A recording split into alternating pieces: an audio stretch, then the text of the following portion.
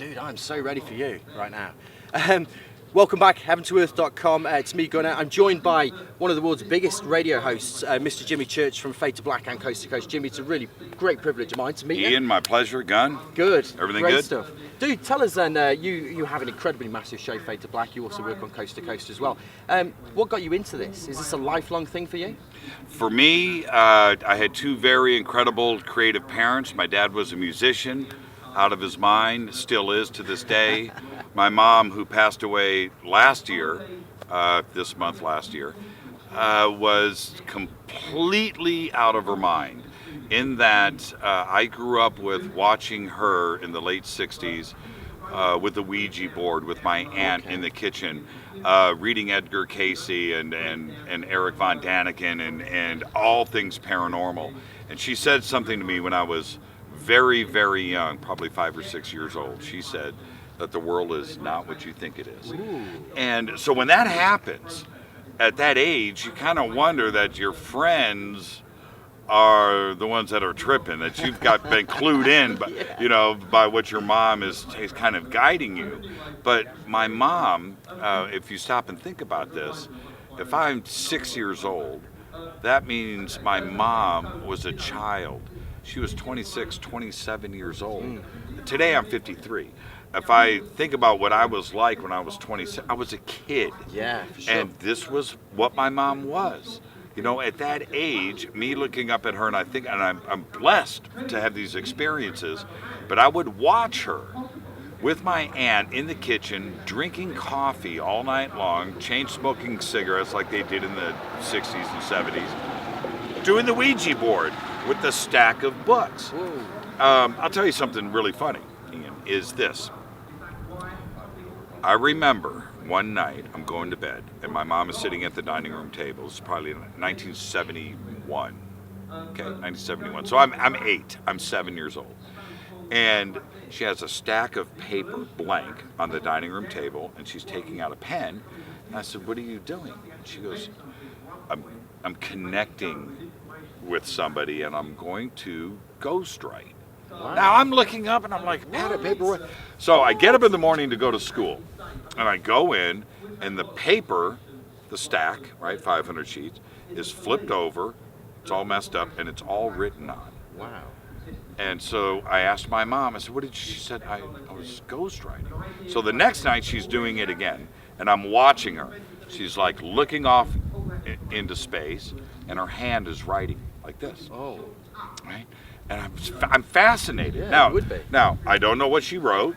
She told me she doesn't know what she's writing. But what it told me was that there's something going on here. Yeah. And that was just, you need your parents for guidance. That's what they're there for. So if my mom, anybody's mom, does that for their child, you're affected for the rest of your life. And that's what got me started. Nothing. I've always done this. Always been fascinated with it, and I know that there's something going on. Do you think then that there are, because this is how I got into it, do you think there are loads of people out there who perhaps do what we do, perhaps some of the speakers, some of the authors that are here this week at Contact in the Desert, that have had similar life experiences, lifelong experiences? Everyone. Yeah. Everyone. I don't think that anybody gets into this without having an experience that pushes them out to start to question everything. You're going to have that. I don't think I've done 1,000 interviews. Okay, 1,000. Sure. We're close to 700 shows on one, and I've been doing Coast to Coast now for 3 years, and plus my television shows. So all of that stuff. It's a lot of interviews, and I've never had anybody say, "You know what? I just do this." Yeah, I've never seen a ghost, but I write about it. No, I think we all have when we share those experiences. The one thing that I can say when, I'm broadcasting 5 or 6 days a week, every single week, every day or every month of the year, I start off each interview with the same question for a reason. Which is what got you into this, which you just did with me. Yeah. And that's the way it should be. You need to set the tone. Yeah. But what that does do, you're going to get the same answer. Just like you, that's what got you into it. I get that. But the audience hears that every single day. And when the audience hears the same answer, it confirms what the audience is going through. Yes. They can sit back and go, my mom was out of her mind too. Yeah. You know, my mom, I'm not strange. I'm not weird. Everybody out there is just like me. They're sharing these same experiences and knowledge and learning from your parents. That's actually a normal thing. And it's not strange. Be yourself. Go out there and figure it out. Everybody else out there, you look to the left, you look to the right, whoever's sitting next to you is probably spot on with what you're going through. And that's what makes this community so great. It is, absolutely. I completely agree with that, because like I say, that's what got me into this, was my personal experiences, and everybody that I interview is exactly the same. You know how boring this is that you're saying to me right now?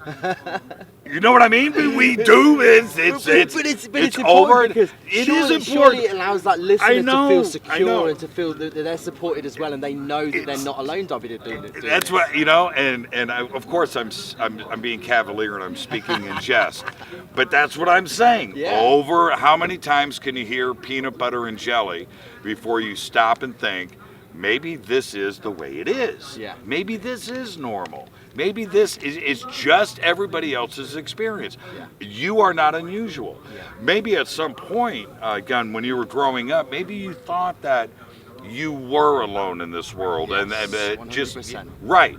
And that maybe you're nuts. And then as you start to move along and you find out that what we're talking about right now is the normal. It's okay.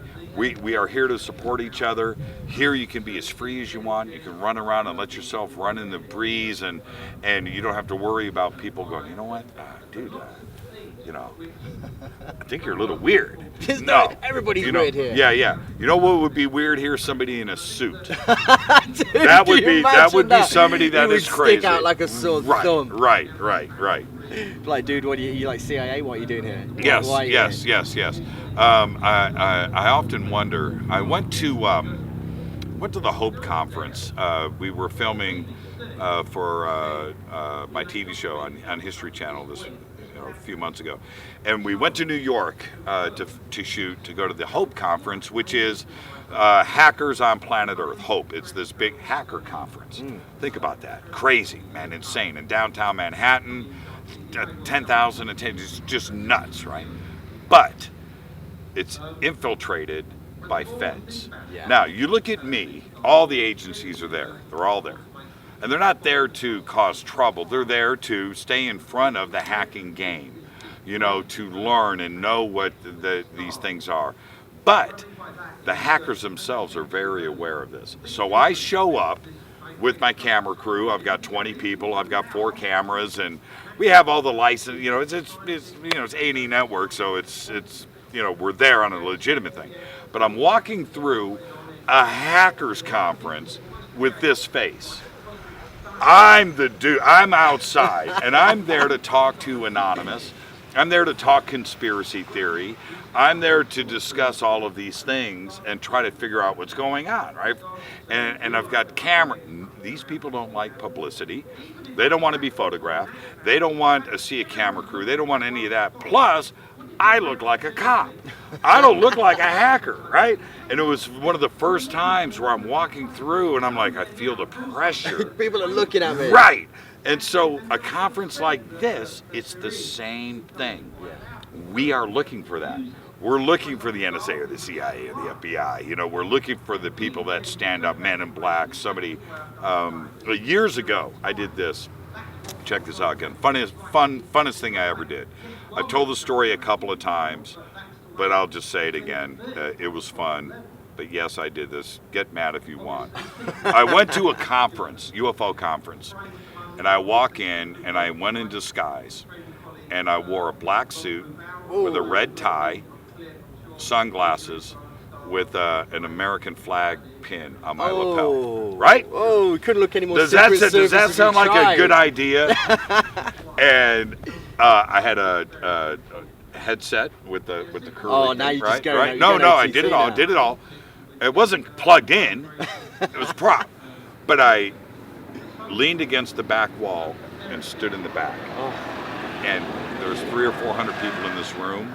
They couldn't even complete their sentences. They were so nervous. Wow. Right? The fidgeting that was going on in the room. Yeah. Everybody with these conferences were just turning. And I was like, I'm really kind of digging that. And it was like a study in sociology, right? And I'm picking up on this vibe. And I thought, wow, and so, I took off sunglasses. Oh, man, we thought you were. And I was like, really? That's what it's like. The paranoia, the nervousness here in this community with disinformation, being fed disinformation, maybe some mind control. We don't know if somebody's got some crazy story about UFOs that this isn't a plan from the CIA, because we know this stuff has gone on. Yeah, of course. We have many examples of that over the years.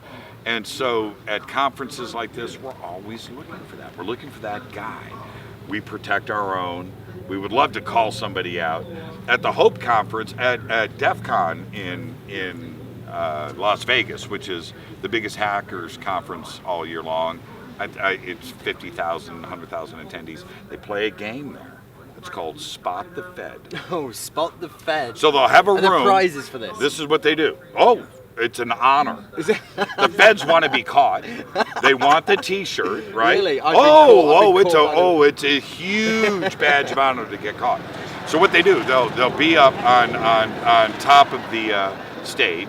Okay, starting a panel or whatever. Okay, let's take a pause right here.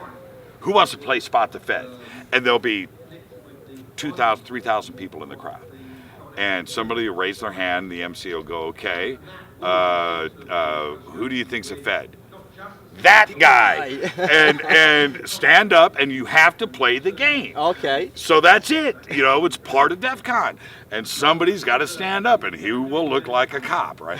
So he'll stand up, and they've got the two of them go to the stage. They step. You have to play Spot the Fed. You get 5 questions to the Fed. Whatever it is. Is that a military issue haircut? Right? Whatever it may be. It's awesome to watch. But in the end, they'll, okay, come clean. Are you a Fed? Yes, I am. Right? Wow. They get the T-shirt. I lost Spot the Fed at DEF CON. and they will put it on, and they'll walk around with it on. Wow. And then, of course, the person that spotted the Fed gets their T-shirt.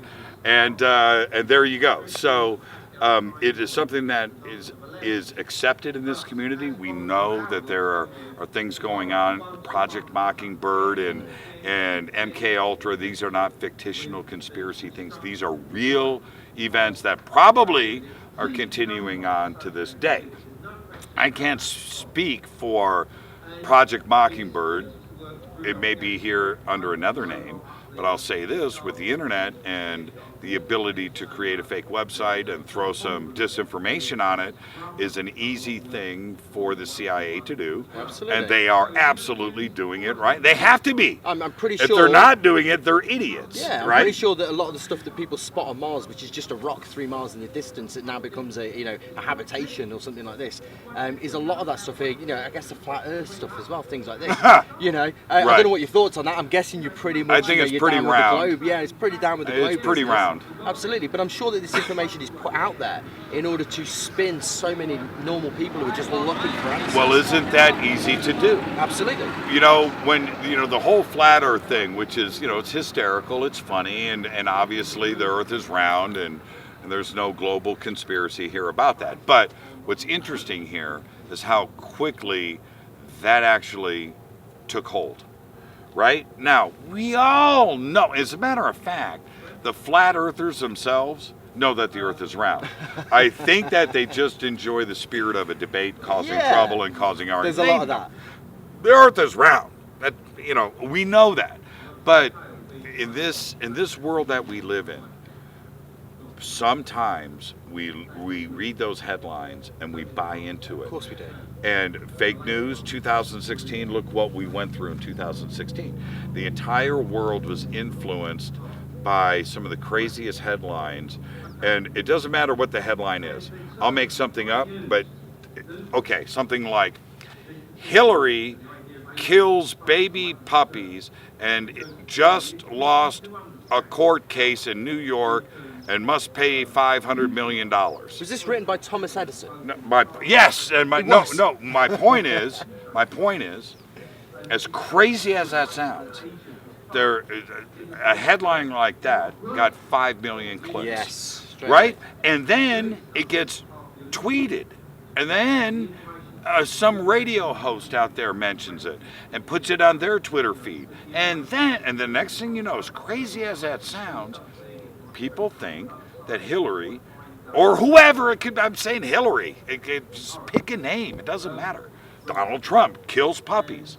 And it took hold so quick. So the man has started to realize, especially over the last 2 years, that the internet is we all know it's powerful, but the flow of emotions, this ebb and flow, can now happen in a nanosecond. A nanosecond. Didn't take 20 years anymore. No. And the point being, when you have somebody like the Kardashians or Lady Gaga or pick somebody that has 20 million Twitter followers, right? You never know who's walking by here. Feds. Film directors. So, when somebody that's got 20 million Twitter followers and can tweet, eat cheddar cheese, you'll live longer by 10 years. I didn't know that. Boom. Right? Yeah. Suddenly, and off it goes. Right? Life its own. In 10 million people are affected in a second. Now it's never been like that before in all of history. Now, when we're dealing with disinformation, conspiracies, and the power of that, the CIA, the NSA, and all of the other, we have 30 secret organizations here and agencies in the United States that are powerful that you don't know anything about, but they know this. The power of that in instantaneous in a click when it comes to disinformation and ufology, it's the most frightening thing ever. So we really need to be more conscious more than ever. So this brings me nicely to my last point, actually. As a broadcaster, as people around the world, how do we ascertain what the truth is? How do we understand what is fact and what is fiction, and where do we draw the line? Well, we have to look at. I have to take that very serious. And one of the reasons, and that's one of the best questions that you can ask. It's a powerful question. I realize that I can affect and speak to potentially in a week tens of millions of people. That's insane. It is. So what comes with that is responsibility. With great power comes great responsibility. I cannot Spider-Man's tell dad. you. Right. So, how do I vet? If I am reporting on an actual event, Charlie Hebdo, right? If I'm reporting on an actual event, I vet the source 3 times and I come up with the numbers and I make sure that there are other people reporting on this too as well, and I can feel safe. If I venture into the world of my opinion, that's where I draw the line. I do not express my opinion, such as, to give an example, does the government know anything about UFOs? My opinion on that does not matter, right? But if I speak publicly about something like that, now I'm influencing people. Yes. It's not my job to express my opinion. They want to know my opinion all the time. But it's a very dangerous zone to go into. I would rather, and there is a certain art to this, but I would rather, but my voice doesn't matter ultimately. What matters is my guest. Right now, we're doing this, right? Your audience doesn't care about you. I've been just saying this. They don't. No, you think they care. No, they really are here to see you. They don't care about you. My only role is to make sure I ask you your questions. opinion. Your job is to ask me why, right? Yeah. And so ultimately that's the most important thing. The power of your opinion. The audience may want it. You can't give it. Because now you are influencing somebody where you have no business doing that, because it's an opinion. It's not a fact. And in this world of conspiracy, of ufology, of spirit, of consciousness, our ET brothers. You know, we're in a very strange zone here. Opinions here don't matter. Evidence and facts are what matters. And you extract that out of me to give to the audience. Yeah. And then, well, let me finish. So, how does the audience figure out, A, if I'm to be believed, B, the person that you interviewed the day before, they're telling a different story than what I'm saying. The day before, aliens are evil. Today, aliens are good. Tomorrow, there are no aliens. So now we've got three different things here. It's your job to get this out of that, hand it over to the audience, and let them try to figure this out for themselves. As you do this for so many years, which you have, but as you start to compile all of this, we have all of these differences of opinion. In fighting amongst the fans and everything else, who's right and who's wrong, you know what? In the end, you know, let God sort it out. We'll figure that part out. I saw a great interview by George Norrie on the Higher Side Chats a few years ago, where they were asking him about his reasons and his motives for doing what he's doing. Very similar to this interview that we're just doing today.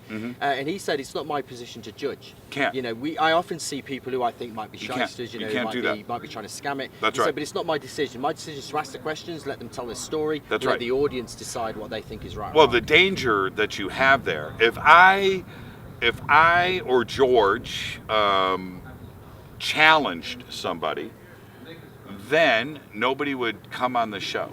Yeah. What we have, you know, I'm not going to go on that show because he's going to cross-examine me. He's going to beat me up.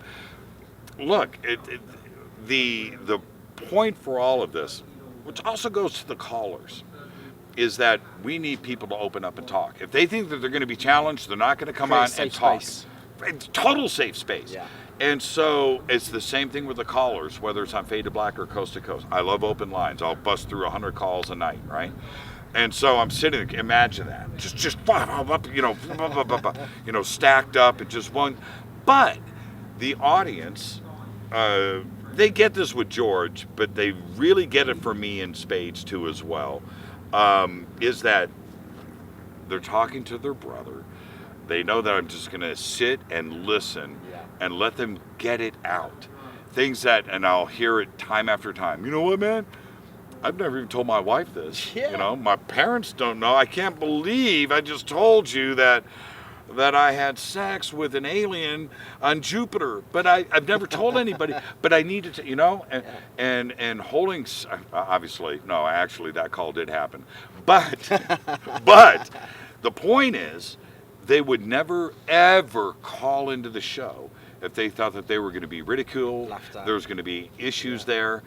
We need more people to just open up. Look, we can close with this.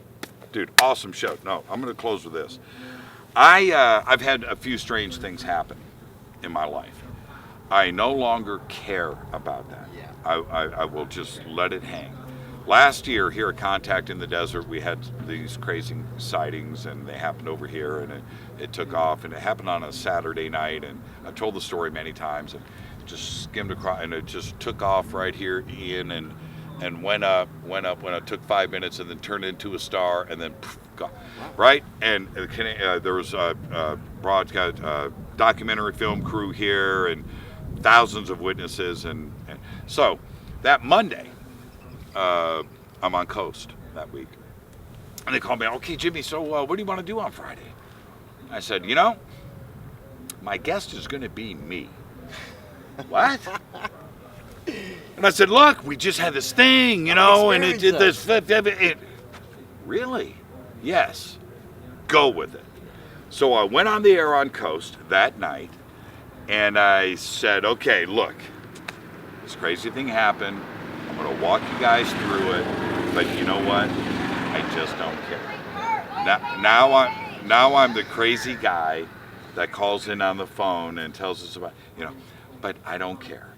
I need the community to know that somebody like me that has a voice in the media is going to stand up for them. Yeah. Because I know that if we would have been over there and Anderson Cooper was there, he would not go on the air and talk about it. If Wolf Blitzer was over there, They would not. They could have been there with the film crew and saw everything that we saw and said, "Wow, this is the craziest thing ever," but it would never make it to the news. I think It you're just right won't. for doing it as well. And so I did, and I didn't care, and I told everybody, "Look, I don't care what you think. I don't want you to call me and say that this is what I really saw. Save all that. I saw what I saw. This is what I saw," and I went through the whole thing and told everybody, and I will always stick not only by about what I saw, but the reasons for why I did it. This community is something that I support, and when I see something that I can't explain and I go forward and speak about it, it's not, flip it over, it's not about me. It's about those other 1,000 people out there that can now say, "You know what? Church went on the air and said, I was there. Here's my pictures, and we saw it together. And if you don't believe me, church said," right? Validation. And that's what's more important to me than ever. And there you go. Gun, Awesome, dude. Yes. you the man. Jimmy Church, you're the man. The legend, of course, of Coast to Coast and Fade to Black. Jimmy Church speaking to us here on heaventoearth.com. If you want to find out more about people like him, you can head out to here and Contact in the Desert, or you can join us on our cruises around Croatia as well. A once-in-a-lifetime experience with people like this, cruising some of the most beautiful locations You guys in the got world. like Sukalos, Von Daniken. I know what's going. I am so jealous. I mean, I need to be. Dude, can come I to Croatia. Wait. Just for me right now. Can I get room service in the cabin? And Dude, I will make you a drink. Man, are you serious? Dude, I'll bring you coffee. And I can hang out with Von Daniken and Sukalos. Yeah. In the hair. Yeah. You, Season 8 hair, I think he's sporting right now. you are the man. Dude, Thank come. you so much. Seriously, good. I would love to do it anytime. You guys let us know. Jimmy, thanks so much. Thank you so Thanks much. for speaking to us, buddy. Behave.